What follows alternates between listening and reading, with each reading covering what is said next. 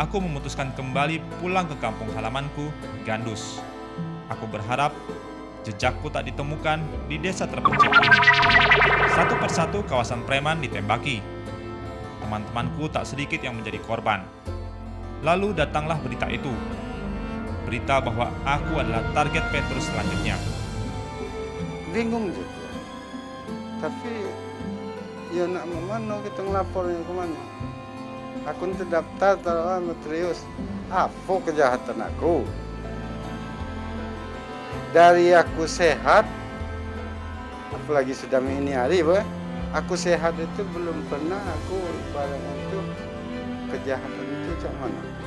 Pemaling apa nodong? Maling, kita tidak tahu status dia kan? Nah, bagi status aku yang paling tahu. Meski bertanya-tanya apa gerangan yang membuatku masuk dalam daftar itu, toh aku gentar juga menghadapinya. Akhirnya, aku memutuskan kembali pulang ke kampung halamanku, Gandus. Aku berharap jejakku tak ditemukan di desa terpencil ini. Aku masih dengan kebiasaan yang sama, mabuk-mabukan. Berkelahi, tentu saja masih kulakoni, jika itu untuk urusan membela teman atau orang yang tengah kesusahan. Tapi sekali lagi, meski susah, aku tak pernah merampok, mencuri, apalagi memperkosa. 8 tahun yang lalu, aku bertemu dengan perempuan muda yang kemudian mengubah hidupku. Kesulitan ya ada, mau bilang sama orang tua sebab bertentangan.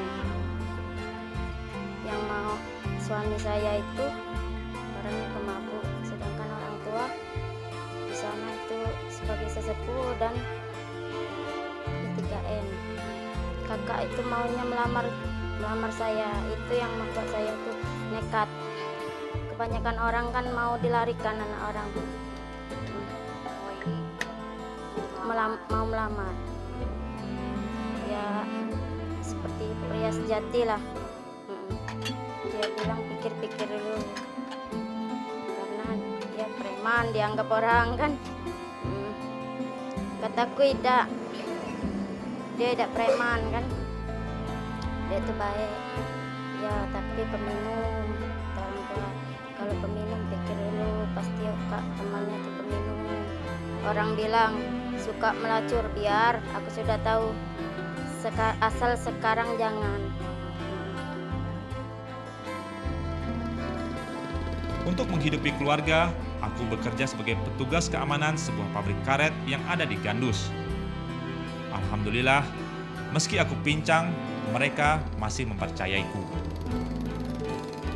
Mungkin itulah rezeki aku.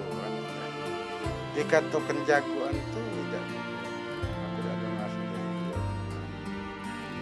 Kini aku telah mampu merekrut 2 anggota keamanan lainnya sebagai anak buahku menjaga di pabrik karet. Upahku bekerja kudapatkan dari truk-truk yang datang silih berganti, mengantarkan dan membawa karet ke pabrik.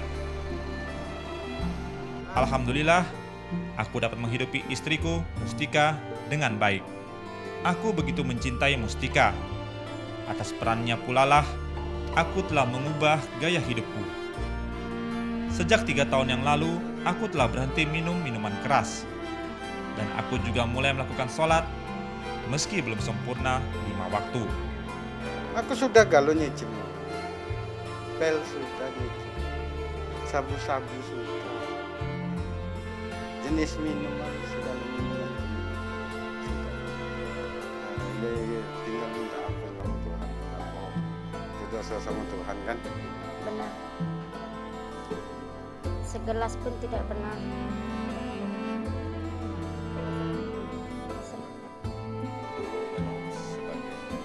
Boleh dikatakan disiplin, boleh dikatakan preman. Dulu kita tahu berapa sejak saya di sini, beliau itu sudah kayaknya sudah berubah. Umpama ada pesta-pesta keamanan, ya ikut ngaman ke suatu pesta perkawinan apa itu. Termasuk dia termasuk kepercayaan orang masyarakat sini lah. Jadi kita ngambil yang bapaknya itu sebagai aman misalnya di perusahaan itu.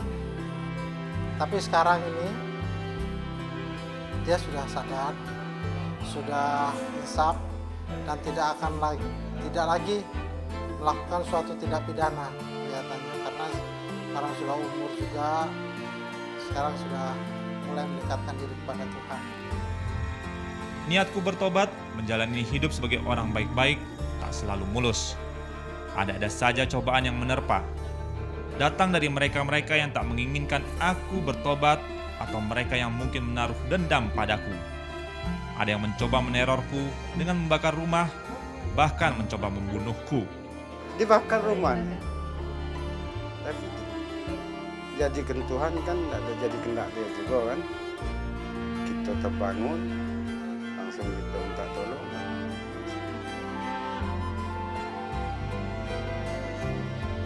Aku hanya dapat bersandar pada Tuhan. Sungguh, menjalani kehidupan baik-baik seperti sekarang ini adalah yang terbaik bagiku. Ketenangan hidup dan kebahagiaan ternyata mampu kuraih dengan segala keterbatasanku.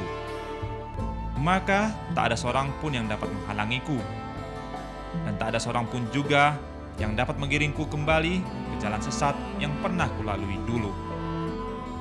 Tuhan, perkenankan aku kembali ke jalan-Mu.